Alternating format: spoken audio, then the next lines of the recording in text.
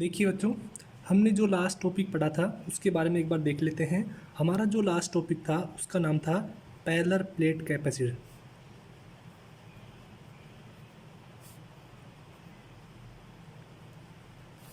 Parallel plate capacitor के बारे में हमने डिस्कस किया था कि क्या होता है पैरेलल प्लेट कैपेसिटर। इसके अंदर दो पैरेलल प्लेट लगी होती हैं इस तरह से, ठीक है। अब अगर हम इस पहली वाली इसकी जो चार्ज डेंसिटी, अगर हम प्लस पॉजिटिव चार्ज डेंसिटी देते हैं पहली वाली प्लेट को, तो आपको पता है कि इंडक्शन की वजह से, ठीक है, इस वाली प्लेट पर एक नेगेटिव चार्ज क्या होता है, जनरेट होता है। और इस साइड में कौन सा चार्ज जनरेट हो जाएगा, पॉजिटिव चार्ज जनरेट हो जाएगा, जिसको अगर हम ग्राउंडेड कर देते हैं तो वो क्या हो जाता है, न्यूट्रल हो जाता है, ठीक है। अगर इन दोनों प्लेट के बीच की अगर डिस्टेंस डी है, ये हमने कंसिडर किया था, और दोनों प्लेट का एरिया हमने क्या माना है, दोनों सेम एरिया की प्लेट हमने ए से मानी थी, ठीक है। तो हमने इसका कैपेसिटेंस कैलकुलेट किया था। हमें पता है कि जो कैपेसिटेंस हमें जो सी होता है वो कितना होता है, Q upon V। This is the formula of A capacitance for any capacitor. तो देखिएगा, अगर हम इन दोनों पैरेलल प्लेट के बारे में बात करें, अगर हम इस पॉइंट पर electric field, net electric field निकालते हैं, तो पॉजिटिव की वजह से इसका इलेक्ट्रिक फील्ड किस डायरेक्शन में होगा, इस डायरेक्शन में होगा, और इस नेगेटिव की वजह से इलेक्ट्रिक फील्ड किस डायरेक्शन में होगा, इस डायरेक्शन में होगा। तो यहाँ पर जो नेट इलेक्ट्रिक फील्ड है वो कितना हो जाएगा, जीरो हो जाएगा।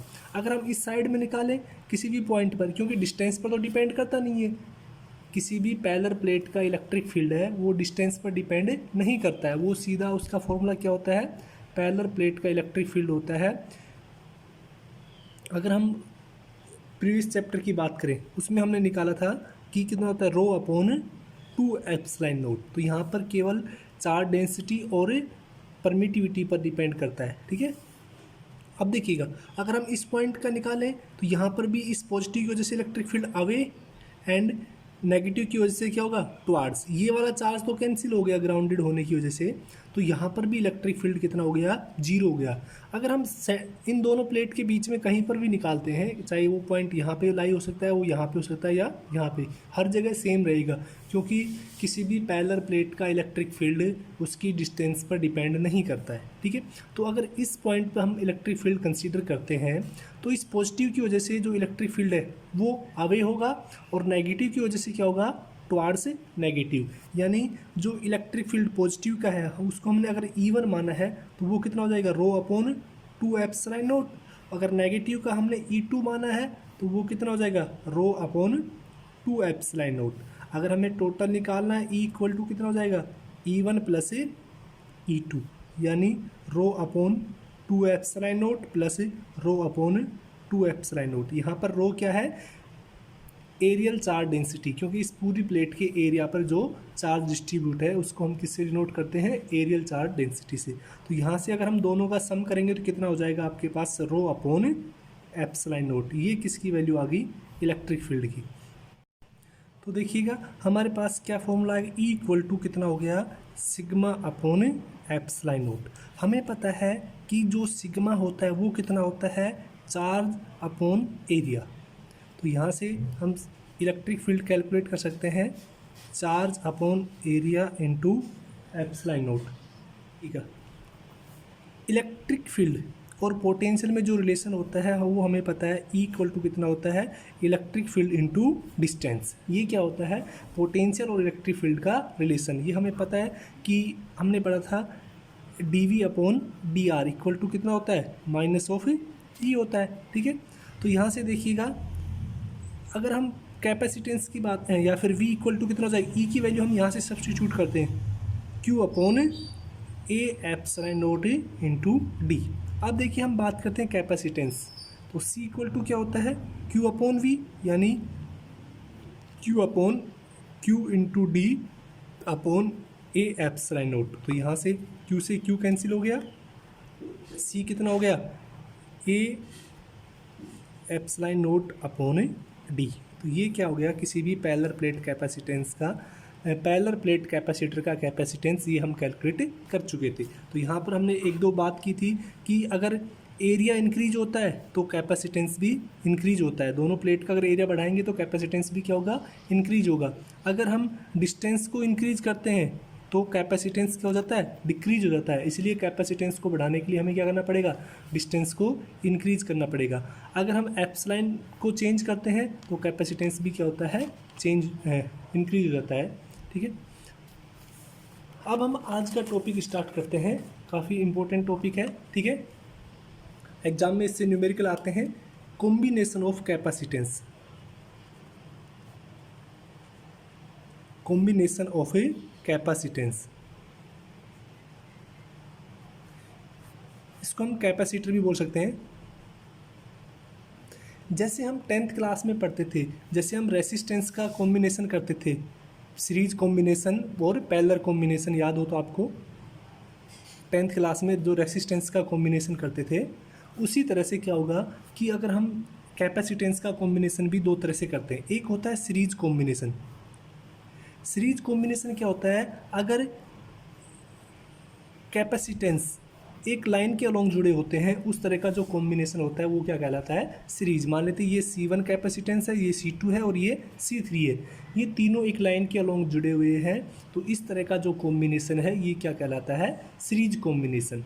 देखिएगा, मान लेते हैं ये पोटेंशियल है जो इस सर्किट को प्रोवाइड करा रहा है। अब सीरीज कॉम्बिनेशन में आपको क्या होता है कि सीरीज कॉम्बिनेशन के अंदर देखिएगा जो चार्ज है यानी Q, चार्ज क्या होता है, सभी के लिए क्या होता है, सेम होता है। सभी कैपेसिटेंस के लिए चार्ज क्या होता है, सेम हो सकता है, सेम होता है। इसी को हम क्या बोल सकते हैं, कांस्टेंट। आपको याद हो तो 10th क्लास में अगर रेसिस्टेंस सीरीज में जुड़े होते हैं तो करंट क्या होता है, सेम होता है। करंट जब सेम होगा तो इसका मीन्स क्या हो गया, चार्ज भी क्या हो गया, सेम। ठीक है, दूसरा कि जो पोटेंशियल है, पोटेंशियल है वो क्या होता है, डिफरेंट होता है ईच कैपेसिटर के लिए। तो मान लेते हैं इस वाले का पोटेंशियल कितना मान लेते हैं हम, V1 मान लेते हैं, इस वाले का पोटेंशियल V2 मान लेते हैं और इस वाले का पोटेंशियल हम V3 मान लेते हैं। तो ध्यान रखना, सीरीज कॉम्बिनेशन में, कैपेसिटर के सीरीज कॉम्बिनेशन में जो चार्ज होता है वो तो सेम होता है और पोटेंशियल क्या होता है, अलग अलग होता है। ठीक है, तो मान लेते हैं 3 कैपेसिटर हैं, ये सीरीज कॉम्बिनेशन में जुड़े हुए हैं। ठीक है, ये बैटरी का पॉजिटिव है, ये नेगेटिव है। ठीक है, इस तरह से बोल सकते हैं, अगर ये प्लेट पॉजिटिव होगी, ये नेगेटिव होगी, ये पॉजिटिव होगी, ये नेगेटिव, ये पॉजिटिव और ये नेगेटिव। तो अगर एक कैपेसिटर की पॉजिटिव प्लेट दूसरे की नेगेटिव से जुड़ी है और इस तरह से लगातार कनेक्शन हो रहा है तो उसको हम क्या बोलेंगे, सीरीज कॉम्बिनेशन। अब देखिएगा, सीरीज कॉम्बिनेशन में अगर हम बात करें पोटेंशियल की, देखो आपके V1 कितना हो जाएगा, अगर हम पोटेंशियल की बात करें तो V1 कितना हो जाएगा, Q/C1। ठीक है, इस वाले कैपेसिटेंस के अलोंग जो पोटेंशियल है, फर्स्ट वाले कैपेसिटेंस के अलोंग जो पोटेंशियल है V1, वो कितना हो जाएगा, Q/C1। क्योंकि हमें पता है C बराबर क्या होता है, Q/V। तो यहाँ से हम क्या लिख सकते हैं, V = Q/C। तो यहाँ पे देखिएगा Q तो कांस्टेंट है, लेकिन फर्स्ट वाले का कैपेसिटेंस C1 है तो उसका पोटेंशियल कितना हो जाएगा, V1। सेकंड वाले का कितना हो जाएगा, Q/C2 और थर्ड वाले का कितना हो जाएगा, V3 Q/C3।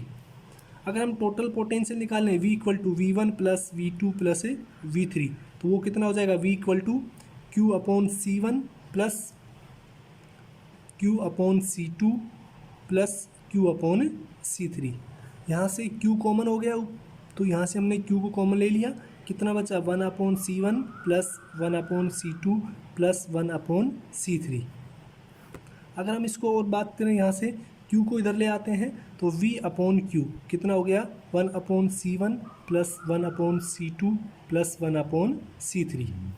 देखिए बच्चों, Q/VC होता है तो V/C कितना हो जाएगा, 1/C। और ये इक्विवेलेंट निकाल रहे हैं हम, वो कितना हो जाएगा, 1/C1 + 1/C2 + 1/C3। ये 3 कैपेसिटेंस के लिए इक्विवेलेंट क्या हो गया, कैपेसिटेंस हो गया। ठीक है, तो अब आपको ध्यान रखना है कि सीरीज के अंदर क्या क्या क्या ध्यान रखना है, चार्ज क्या होता है, सेम होता है। ठीक है ना, प्रत्येक कंडक्टर के लिए चार्ज क्या होता है, सेम होता है। पोटेंशियल क्या होता है, डिफरेंट होता है। तो हमने पोटेंशियल डिफरेंट V1 V2 और V3 कैलकुलेट कर लिया। तो टोटल पोटेंशियल कितने हो जाएगा, टोटल पोटेंशियल के सम के बराबर हो जाएगा। तो यहाँ से देखिएगा V इक्वल टू क्या हो जाएगा, Q/C1, Q/C2, Q/C3। तो हमने Q को कॉमन ले लिया, 1/C1, 1/C2 एंड 1/C3। तो यहाँ से हम V/Q को लिखा, ये हो गया। तो V/Q देखो, Q/V कितना होता है, C होता है। तो यहाँ से V/Q करेंगे कितना हो जाएगा, 1/C। तो ये कितना हो गया, 1/C, 1/C1 plus 1/C2 plus 1/। तो इसका मीन्स क्या हो, देखो ये अगर हम बात करें इस तरह का जो रिजल्टेंट है, अगर रेसिस्टेंस की बात करें तो उसमें कैसे आता है, पैरेलल कॉम्बिनेशन में आता है। और लेकिन यहाँ पे किस में आ रहा है, सीरीज में। तो ये ध्यान रखना कि रेसिस्टेंस में जो रिजल्टेंट पैरेलल में आता है वो कैपेसिटेंस में सीरीज में आता है। ठीक है, तो ध्यान रखना ये क्या हो गया आपका, सीरीज कॉम्बिनेशन। ठीक है, अगर हम बात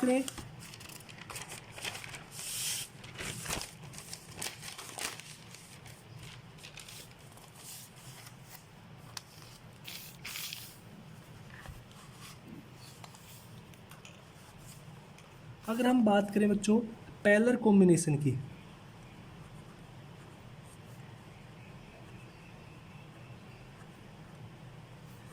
पैरेलल कॉम्बिनेशन में क्या होता है कि अगर किसी सर्किट में जो कैपेसिटेंस है, जो सॉरी कैपेसिटर हैं, वो कैसे जुड़े हों, एक दूसरे के पैरेलल में जुड़े हों, इस तरह का क्या जो सर्किट है वो क्या कहलाता है, पैरेलल कॉम्बिनेशन। मान लेते हैं ये वाला C1 है, ये C2 हो गया और ये C3, तीनों कैसे जुड़े हैं, पैरेलल में जुड़े हैं। अब देखिएगा ये अगर हम पोटेंशियल यहाँ से लगाते हैं V, तो आपको पता है ये वाली प्लेट कैसी होगी, पॉजिटिव, क्योंकि पॉजिटिव से जुड़ी हुई है। और ये क्या होगी, नेगेटिव, इधर वाली। तो अगर जितने भी कैपेसिटेंस है, अगर उनकी पॉजिटिव प्लेट एक कॉमन पॉइंट पर जुड़ी हुई हो, तीनों एक ही जगह आ रही है, और नेगेटिव प्लेट भी दूसरे कॉमन पॉइंट पर जुड़ी हुई हो, इस तरह का जो कॉम्बिनेशन है वो कैसा कहलाता है, पैरेलल कॉम्बिनेशन कहलाता है। अब देखिएगा यहाँ से अगर करंट आई जाएगा तो आपको पता है वो तीनों ब्रांचेज में I1 I2, हम इसको I1 मान लेते हैं C1 में, इसमें क्या हो जाएगा I2 और इसमें कितना हो जाएगा I3। तो तीनों ब्रांचेज में क्या हो जाएगा, करंट अलग अलग डिवाइड हो जाएगा। और जो पोटेंशियल है पैरेलल में, पोटेंशियल क्या रहता है, सेम रहता है। तो अगर हम बात करें पैरेलल कॉम्बिनेशन की तो दो चीज़ याद रखनी है आपको, करंट क्या होगा, प्रत्येक कैपेसिटर का वो क्या होगा, डिफरेंट होगा, करंट कैसा होगा, डिफरेंट होगा, लेकिन पोटेंशियल वो क्या होगा, सेम रहेगा। तो पैरेलल कॉम्बिनेशन में करंट डिफरेंट, पोटेंशियल सेम।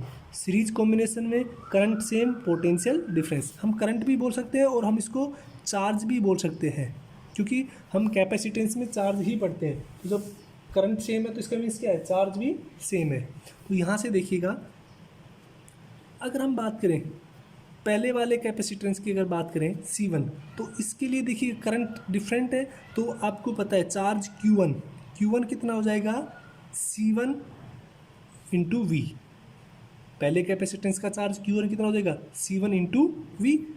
भाई यहाँ से हम निकाल C इक्वल टू क्या होता है, Q/V। तो यहाँ से Q1 equal to C1 into V तो कांस्टेंट है। ऐसे ही सेकंड वाले का जो चार्ज है वो कितना हो जाएगा, C2 इंटू V। और थर्ड वाले कैपेसिटेंस का जो चार्ज है वो कितना हो जाएगा, C3 इंटू V। क्योंकि जो पोटेंशियल है वो सेम है तीनों का, लेकिन कैपेसिटेंस अलग है और तो चार्ज भी क्या होगा, अलग होगा। तो यहाँ से अगर हम टोटल चार्ज की बात करें Q की, तो वो कितना हो जाएगा, Q1 plus Q2 plus Q3। तो यहाँ से कितना हो जाएगा, Q equal to C1V plus C2V plus C3V, या Q इक्वल टू यहाँ से अगर हम V को कॉमन लेते हैं तो C1 plus C2 plus C3, ये हो गया।